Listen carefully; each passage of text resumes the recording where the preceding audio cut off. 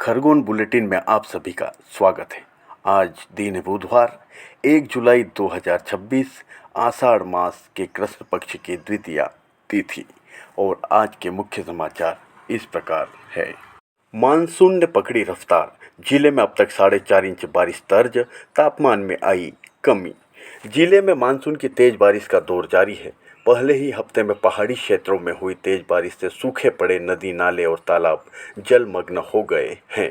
हालात यह है कि कई नाले उफान पर है, जिससे जनजीवन प्रभावित हुआ है। मुख्य मार्गों पर बनी छोटी पुल पुलियाएं जलमग्न होकर आवागमन में बाधा पहुंचा रही है।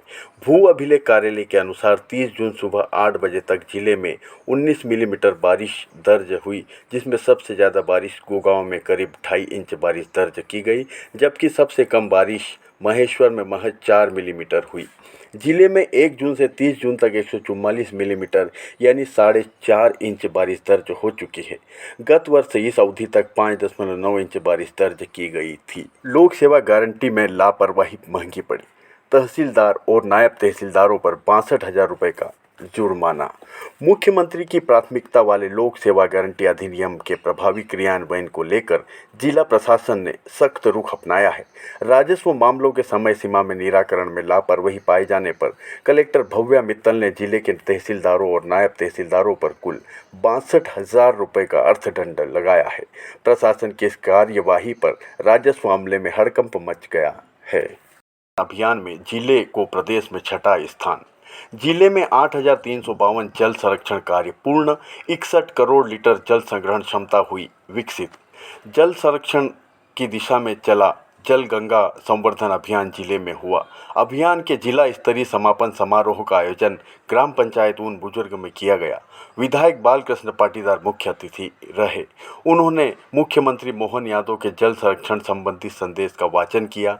अभियान के तहत जिले में 8,352 जल संरक्षण एवं जल संवर्धन कार्य पूर्ण किए गए।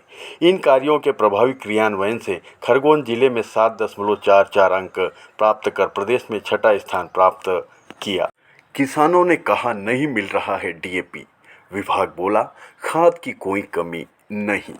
जिले में खरीफ फसलों की बुआई अंतिम दौर में है। अधिकांश किसानों ने गर्मी की उपज लगाई है और बीते 2-3 दिन से बारिश का क्रम भी जारी है।